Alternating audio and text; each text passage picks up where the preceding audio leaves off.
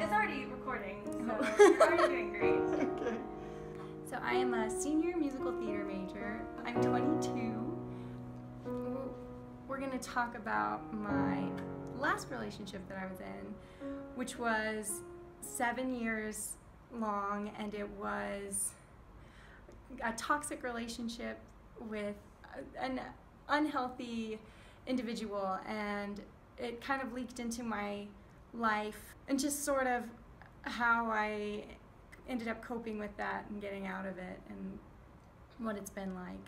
I met my ex-boyfriend when I was 13 in 8th grade, and he asked me to go to the 8th grade dance with him, and he kissed me, and he was my first kiss, and he was my first boyfriend, and he was like the bad boy of middle school, and he was like very cool, and everybody really liked him.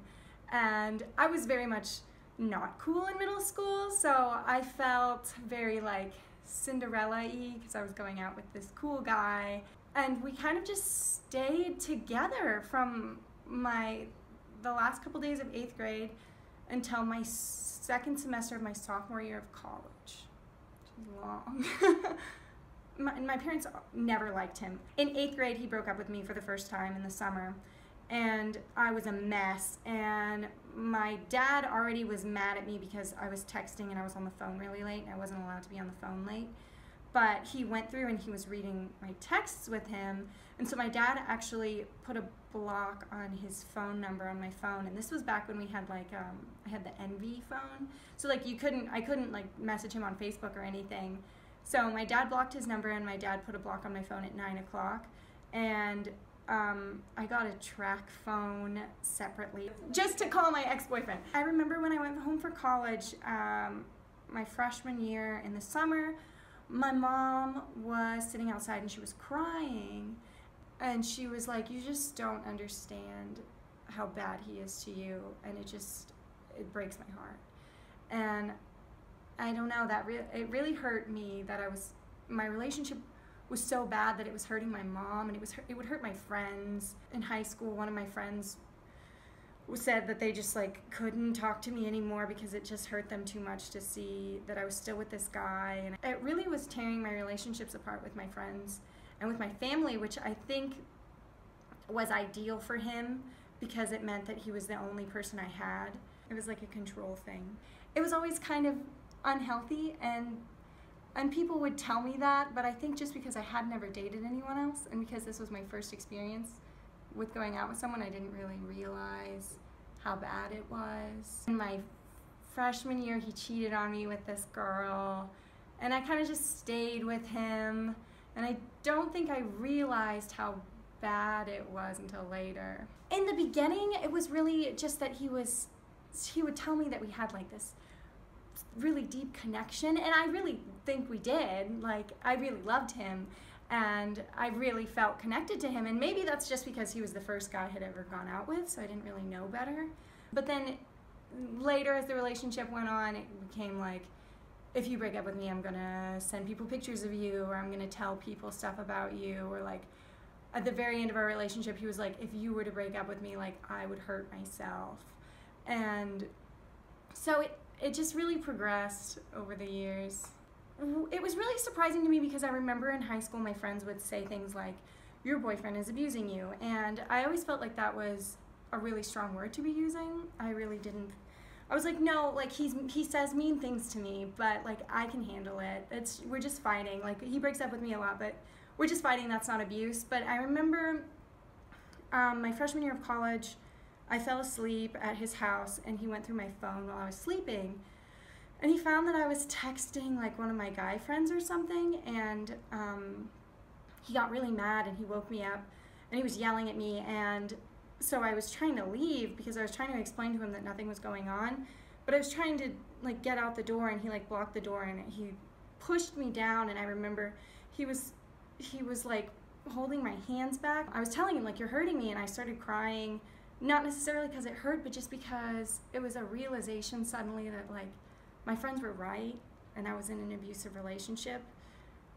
It's really unfortunate that it took me until it was physically abusive to recognize that. By then I had felt like it was too late, and I felt like I couldn't tell anybody because I was embarrassed. he would get mad at me, and he would text me, and he would tell me that I wasn't pretty and that I looked like a bird because I had a big nose. He also had this terrible thing with holidays. He felt like just because it was a holiday, we shouldn't pretend that we were happy. So every single holiday, we would get in this big, terrible fight. Like Christmas, he broke up with me on my birthday. He broke up with me on 2 New Year's, Valentine's Day. Just every time there was a holiday, he would get in this really big fight with me. And it was absurd. But he just felt like he didn't want me to be happy, even if it was a holiday. He felt like that wasn't reason enough. But then I think as the relationship went on, I loved him so much, but I think a lot of that was just, I didn't want everything, all the work I had been putting into this relationship to have been for nothing. So I think I was just really, really holding on because I was like, I don't want everybody else to be right about this. Like, I put in so much time, I'm working so hard, and I've been so upset. Like, I love him, I'm gonna make this work. He was my first time because he was the guy I dated for forever. And so he was the only guy I had ever been with. And that was like a really big thing for him.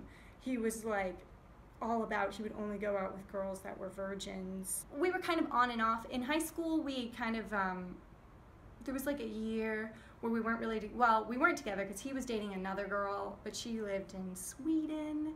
And so he was doing long distance with her, but he was still seeing me.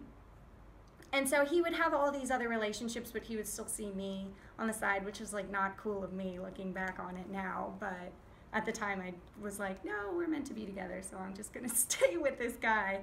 He would be with all these other girls, but he would tell me like if I was with somebody else, like I was disgusting to him basically, because I was so special to him because I had only been with him, and if I was with someone else, it would like ruin it.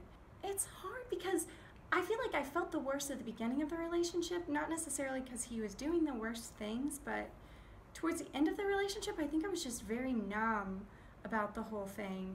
Like, after we broke up, he broke into my house at, it was like 3 or 4 o'clock in the morning, and we had been broken up at this point for like a couple months, and I was trying to move on with my life, but he just like comes into my house, and he was totally drunk, and I found him like hiding under my bed, and I was like, you need to not be here. And I was really scared, and I knew that was a crazy thing that happened, but in my mind, I was, just because there had been so many things that had happened at that point, I was like, oh, he's in my house, get out. This is just a normal thing in my life with this guy. Since I felt like I was so little, it made me feel like he must be so great, and so I should stay with him because I'm not really worth anything, but he is. It's kind of just, it's just like a manipulative mind fuck that happens in abusive relationships. He didn't really become physically abusive with me until the end of our relationship.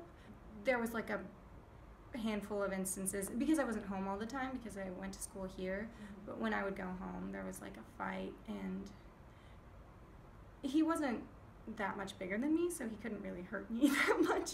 But I remember my freshman year, I went to the gym all the time because I was like, if he tries to hit me, I'm gonna be stronger than him, and I'm gonna be able to take care of myself. It was verbal, emotional, mental, sexual, physical, just all around unhealthy. I remember I said, if he breaks up with me one more time, this was a week where he had been breaking up with me every day, I was like, one more time, and that's it. Like, I just have to not go back anymore. And he did, of course, and it was over something so dumb. He wanted me to send him like dirty pictures, and I didn't want to because previously if I had, like, he would threaten me with them, and he would say he was gonna send them to all these people or like put them on Facebook. And I was like, I'm not gonna send you those because you're mean about them and I don't feel comfortable doing it. And he was like, if you don't send me anything, then I'm gonna break up with you. And I was just like, and he broke up with me. And then he tried to get me back. My mom got really sick like 2 days after that, and she was in the hospital, and she had a blood clot in her lung, and he went to the hospital because he found out my mom was there. And it was just like so much drama, and I was like, I don't want this person in my life anymore. I just can't do it. Something I've noticed since I've been away from him, because we've been broken up now for 2 years, And it's the longest I've ever been without him, like, in my life since I was 13 years old. I think what I've noticed is that I just feel more like a person who belongs. I'm gonna cry. I think my first 2 years of college, I just felt like, because my boyfriend didn't like me and he liked all these other girls, and he was always telling me I wasn't good, so I felt like I wasn't good. And I was like consumed by this relationship, and I was always on my phone, like talking to him, and I was really embarrassed by that, and I didn't want people to know how he was treating me because I was embarrassed that I was still with him. And so I really didn't talk to a lot of people. And so I really isolated myself. And I remember I always had these really dark circles under my eyes, and I thought I just was born that way and it was just genetic, but I'm not. It actually was just because I was crying so much. I had dark circles under my eyes all the time. And I wasn't eating. I was really anxious. Since we broke up, I've gained 35 pounds, which is a lot because I'm really small still. But I was just on edge all the time, and I felt like people didn't like me. And so now I feel like a lot more confident in myself, and I feel pretty. I feel like people like me. I feel like I'm talented. And it's easier for me to just start talking to people, when before I felt like I couldn't talk to anybody because I didn't really have anything to offer, just because I was so beat down from my relationship. Something that I would want someone to know that's in an abusive relationship is, first of all, don't wait for the relationship to become physically or sexually abusive to recognize that it's an abusive relationship, because mental abuse is just as hard on you. Like, it's just as hard on your body, it's just as hard on like your heart and your soul and your well-being. But I was so scared to get out of this relationship. I was scared that he was gonna hurt me somehow, that he was gonna blackmail me or like come and find me.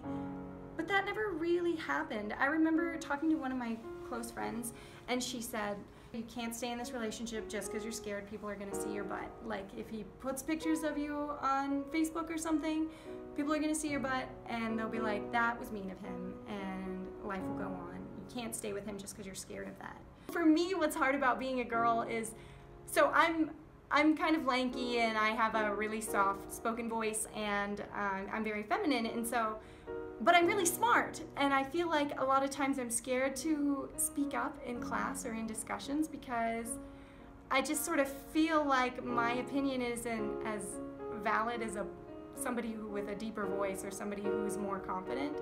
But it is, like, I'm really smart. I study a lot, and I know a lot of things. So thanks for tuning in for our discussion, and we'll see you next week.